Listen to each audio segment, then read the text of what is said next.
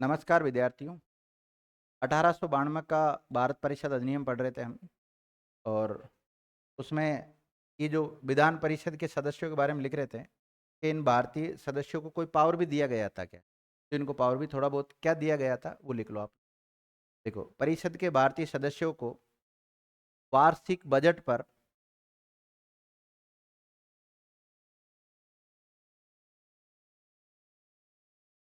बहस करने,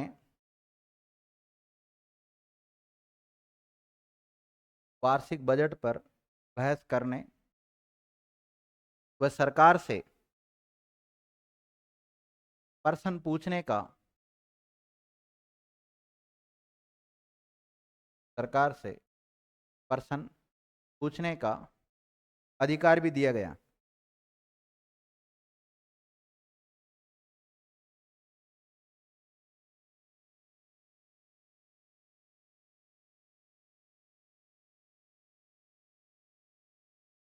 लिख लिया। लेकिन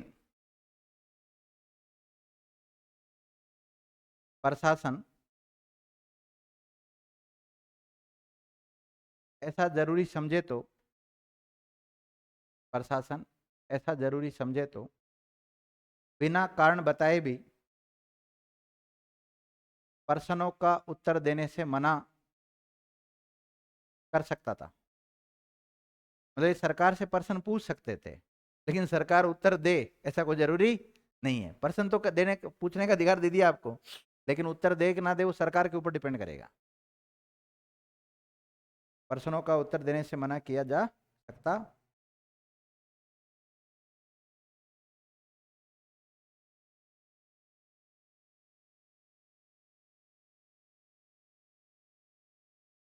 तो एक प्रकार से बजट पर इनको प्रश्न करने का क्या दे दिया गया, अधिकार दे दिया गया। अलग अलग से नहीं दिया था, सबको एक साथ दे दिया गया। सारे अगर कोई बात बोलनी है तो बोल सकते हो। अब ये सरकार से किसी बात पर प्रश्न भी कर सकते थे। प्रश्न किया, सरकार उत्तर दे तो दे, नहीं तो सरकार लगे उत्तर नहीं देना, फालतू पूछ रहे तो पूछते रहना दो। माना कि सरकार, इन्होंने कोई प्रश्न किया और सरकार ने इनको उत्तर भी दे दिया। उत्तर देने के बाद में पुनः प्रश्न नहीं कर सकते हो आप, और पुनः जब प्रश्न करते हैं तो उसको बोलते हैं पूरक प्रश्न। क्या बोलते हैं? पूरक प्रश्न बोलते हैं। तो इनको पूरक प्रश्न करने का अधिकार नहीं था, और ना ही मत देने का अधिकार था। मतदान का अधिकार भी, पूरक प्रश्न का अधिकार नहीं था, मतदान का अधिकार नहीं था, लेकिन बहस करने का अधिकार दे दिया इनको, और प्रश्न पूछने का अधिकार भी दे दिया गया। देखिएगा, इन सदस्यों को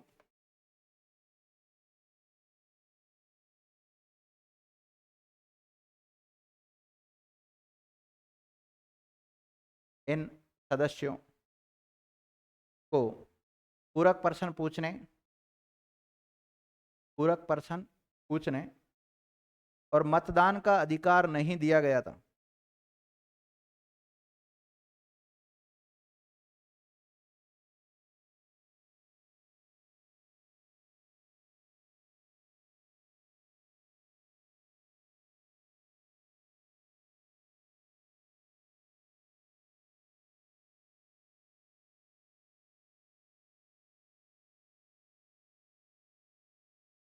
लिख लिया?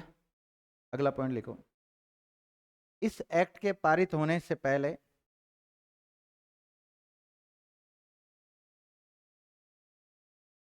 वायसराय की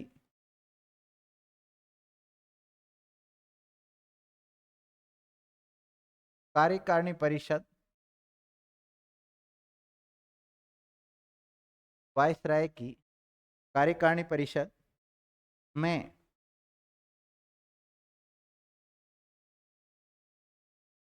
सदस्यों का चुनाव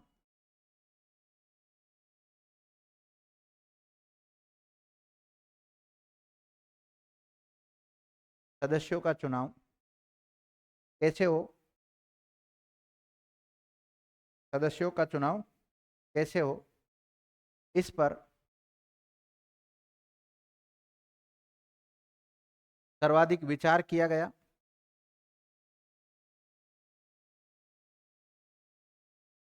सर्वाधिक विचार किया गया।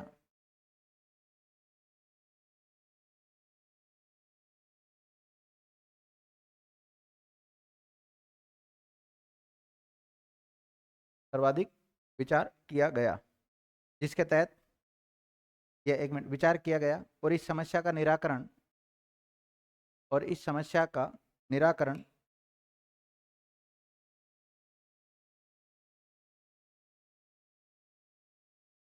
किम्बरले ब्रैकेट में भारत सचिव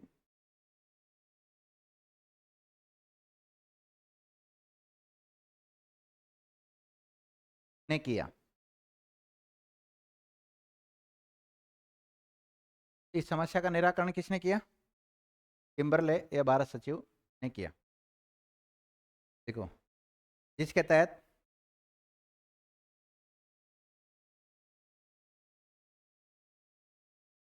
जनता का प्रतिनिधित्व करने वाली संस्थाएं जनता का प्रतिनिधित्व करने वाली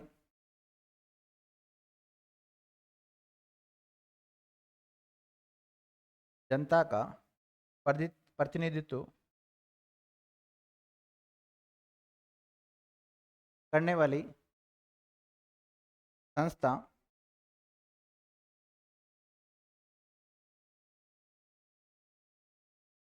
लिख लिया। जनता का प्रतिनिधित्व करने वाली संस्था वायसराय को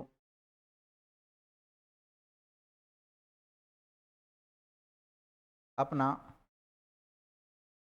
प्रतिनिधि वायसराय को अपना प्रतिनिधि मनोनीत करके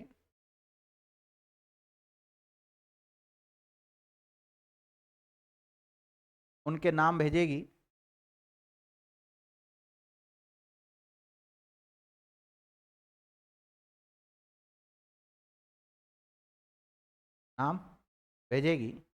और वायसराय के द्वारा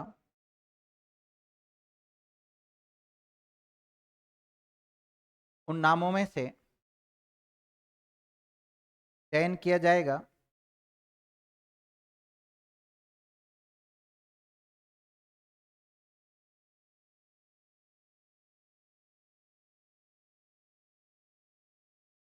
लिख लिया। चयन किया जाएगा और इस प्रकार ये निर्वाचन पद्धति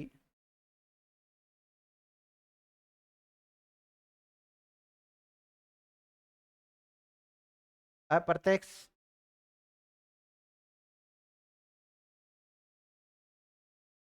ऑब्लिक अप्रत्यक्ष को क्या बोलते हैं? प्रोक्स। देखो, प्रत्यक्ष का विलोम शब्द क्या होता है? तो अप्रत्यक्ष की जगह कई बार प्रोक्स शब्द भी आ जाता है ना। अप्रत्यक्ष ऑब्लिक प्रोक्स ब्रैकेट बंद का आरंभ हुआ।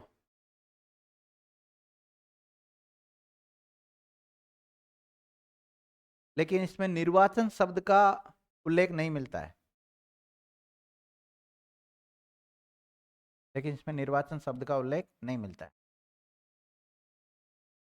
देखो, कहने का मतलब इस एक्ट में जब इन सदस्यों को चुनने वाली बात आई तो उसमें एक प्रकार से निर्वाचन पद्धति की बात की गई। किसकी बात की गई है? इलेक्शन मेथड है एक प्रकार से, भाई किस प्रकार से इलेक्ट होंगे, किस प्रकार से इनका चयन होगा। तो उसमें पहली बार ऐसी चीज देखी गई है। लेकिन यहाँ पर निर्वाचन शब्द यूज नहीं, केवल हम समझने के लिए यूज ले सकते हैं यहाँ पर। ऐसा नहीं कि निर्वाचन शब्द का इस 1892 का चार्टर एक्ट में या जो 1892 का जो अधिनियम है इसमें ये बात लिखी गई, निर्वाचन की बात नहीं लिखी हुई यहाँ पर। यहाँ पे केवल क्या लिखी गई है कि एक ऐसी पद्धति से इनका चयन होगा जो अप्रत्यक्ष रूप से होगी। लिख लिया। देखो, इस अधिनियम का सबसे महत्वपूर्ण बिंदु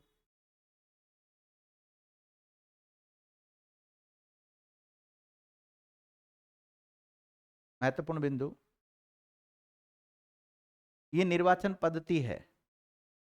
हालांकि निर्वाचन शब्द का उल्लेख नहीं मिलता वहां पर, है ना। ये निर्वाचन पद्धति है, इलेक्शन सिस्टम।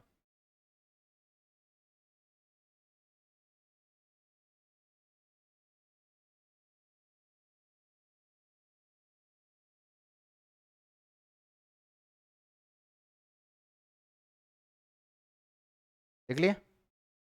देखो इसके तहत ही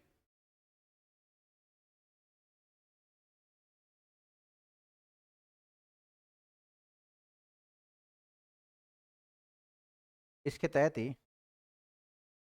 ये वाली केंद्र स्तर पे होती है विधान परिषद, और एक प्रांत स्तर पे भी होती है ना।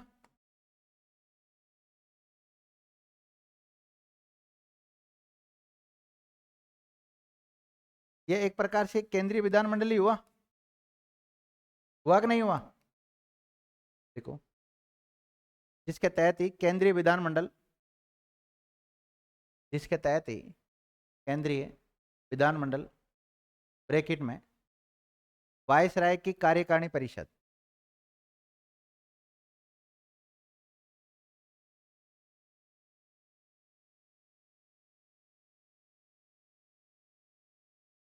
वायसराय की कार्यकारिणी परिषद के 5 गैर सरकारी सदस्य, 5 गैर सरकारी सदस्य को 5 गैर सरकारी सदस्यों को 4 प्रांतों से,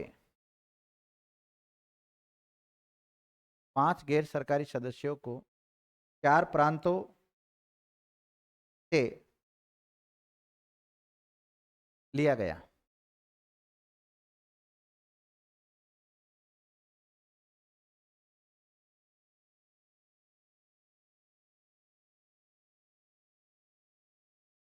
लिख लिया। और ये 4 प्रांत कौन से हैं, इनका नाम लिख लो। बंबई, मद्रास, बंगाल,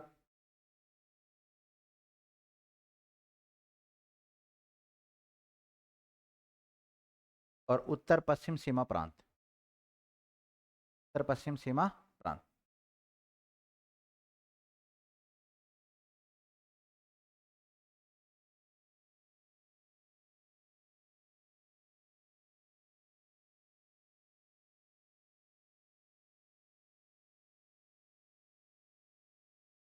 है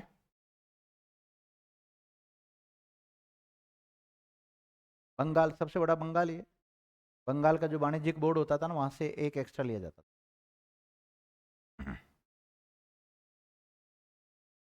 देखो प्रांतों की कार्यकारिणी परिषद, ये तो केंद्र वाली बात लिखाई थी इससे पहले तुम्हें ना। प्रांतों की कार्यकारिणी परिषद के गैर सरकारी सदस्य,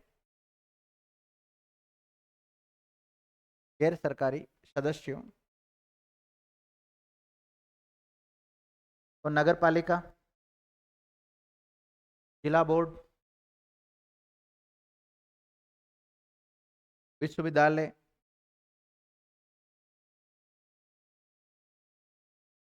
वाणिज्यिक मंडल से लिया जाता था।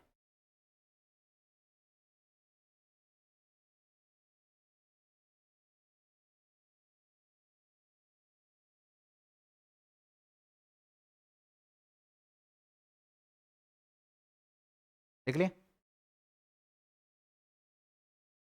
इस एक्ट के बारे में फिरोज शाह मेहता क्या कहते हैं।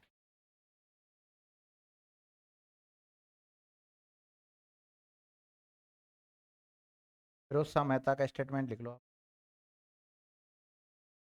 देखो इस एक्ट के बारे में फिरोज शाह मेहता ने कहा कि, इस एक्ट के बारे में फिरोज शाह मेहता ने कहा कि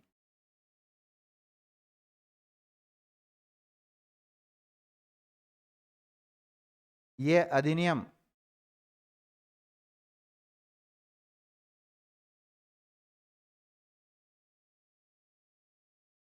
यह अधिनियम एक ऐसे भाप के इंजन के समान है,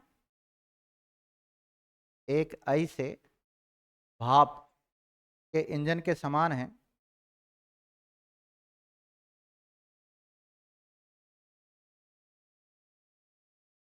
भाप के इंजन के समान है, जिसमें भाप बनाने की समस्त सामग्री निकालकर समस्त सामग्री निकालकर भाप से मिलती जुलती एक रंगीन गैस भर दी गई है। भाप से मिलती जुलती रंगीन गैस भर दी गई है। फिरोज शाह मेहता का ये स्टेटमेंट याद रखना, कई बार एग्जाम में पूछा। फिरोज शाह मेहता का स्टेटमेंट। तो फिरोज शाह मेहता ने 1892 के एक्ट के बारे में क्या कहा कि इसमें ये एक भाप का ऐसा इंजन है जिसमें भाप जो बनती है ना, उससे संबंधित जो सामग्री वो तो पूरी निकाल दी, और उसकी जगह क्या भर दी, एक रंगीन गैस भर दी भाप से मिलती जुलती। तो ये स्टेटमेंट फिरोज शाह मेहता का है इस एक्ट के बारे में। ठीक है, तो इस 1892 के जो एक्ट की कमियों को दूर कर, फिर देखो लगातार आपको पता है कि 1885 में कांग्रेस का गठन हो गया। अब कांग्रेस जो संस्था है वो एक प्रकार से स्वतंत्रता या राष्ट्रवादी भावनाओं को बढ़ावा दे रही है उस समय। तो लोग बाग इन चीज़ों का विरोध करने लगे, भारतीय अपने अधिकारों की मांग करने लगे अंग्रेजों से। अब भारतीय अपने अंग्रेजों की मांग कर रहे हैं, तो ब्रिटेन में फिर ये कानून बनाया गया 1892 में। अब भारत के जो विशेषज्ञ हैं, भारत के जो राष्ट्रवादी लोग हैं, वो धीरे धीरे इस एक्ट की क्या कर रहे हैं, आलोचना कर रहे हैं। अब आलोचना कर रहे हैं बहुत सारी चीज़ें जिनकी आलोचना हुई उस समय। तो फिर अंग्रेजों ने कहा कि हम भारत में क्या करेंगे, सुधार करेंगे, और सुधार करने के लिए उन्होंने पहला प्रयास किया था 1892 का एक्ट लाकर। लग रहा है ये सुधार है, कोई सुधार नहीं। फिर इसके बाद में अंग्रेजों ने सोचा यार ऐसे तो मामला गड़बड़ हो जाएगा, क्यों ना भारतीयों को लड़ाया जाए, और भारतीयों को लगे हम सुधार कर रहे हैं। तो कुछ भारतीयों के हितों में उन्होंने काम किया और कुछ भारतीयों के हित में काम नहीं किया। तो जिनके हितों में काम नहीं हुआ, वो जिनके हित में काम हुआ उनसे व्यवस्था रखेंगे नहीं रखेंगे। तो फिर इसके बाद में अगला कानून आता है 1909 का। कौन सा आता है, 1909 का आता है। उसको मार्लियामेंटो सुधार अधिनियम हम बोलते हैं। तो मार्लियामेंटो सुधार अधिनियम आ जाएगा। फिर इससे भी भारतीय संतुष्ट नहीं हुए, तो फिर उन्होंने कहा चलो हम एक और एक्ट बनाते हैं आपके लिए, और सुधार करते हैं भारत में। 1919 का एक्ट लेकर आए। वो क्या लेकर आए, 1919 का एक्ट लेकर आए, मार्टिन चेम्सफोर्ड सुधार अधिनियम। फिर छोटी मोटी बीच में घटनाएं घटित होगी, फिर उसके बाद में फिर बड़ा एक्ट आएगा एक 1935 का। कौन सा आ जाएगा, 1935 का आ जाएगा। और 1935 में काफ़ी कुछ सुधार किया गया था, लेकिन इसका भी धीरे धीरे विरोध हुआ। फिर हम तो असहयोग आंदोलन वगैरह चला रहे थे, पहले ही चला रहे थे, फिर बाद में लास्ट में भारत छोड़ो आंदोलन चला दिया हमने। और फिर क्रिप्स मिशन भेजा भारत में, फिर कैबिनेट मिशन भी भेजते हैं। और उससे पहले विश्व युद्ध हो जाता है। तो विश्व युद्ध की कुछ ऐसी परिस्थितियाँ घटित हो गई थी, ब्रिटेन में कुछ सरकार ऐसी बनी जो भारत हितैषी थी, मतलब तो अलग अलग दल की सरकारें जब चेंज हुई, तो उन्होंने कहा भारतीयों को लास्ट में जाके क्या कर दिया, उन्होंने स्वतंत्र कर दिया। फिर स्वतंत्रता का एक्ट भी बनाया उन्होंने। और फिर भारतीयों का उसी दौरान जब 1846 में कैबिनेट मिशन आता है, तो कहता है कि भारतीयों को कहा कि तुम तुम्हारे हिसाब से क्या बना लो, संविधान बना लो। फिर भारतीयों ने संविधान बनाना चालू किया 1846 से। 2 वर्ष 11 महीना 18 दिन में कानून संविधान बना दिया। उसी दौरान हम क्या हो गए, स्वतंत्र भी हो गए। स्वतंत्रता के बाद में भी फिर काफ़ी समय तक हमने 1935 का जो एक्ट था उसके तहत ही भारत का शासन संचालित होता था। तो उसको काफ़ी दिनों तक हमने अपना के रखा। फिर फाइनली 1950 के बाद में हमारा खुद का क्या कर दिया, हमने संविधान लागू कर दिया। और संविधान वह पवित्र दस्तावेज होता है, वह एक संवैधानिक दस्तावेज है जिसके द्वारा किसी देश का शासन संचालित होता है, और हम संविधान का विकास ही पढ़।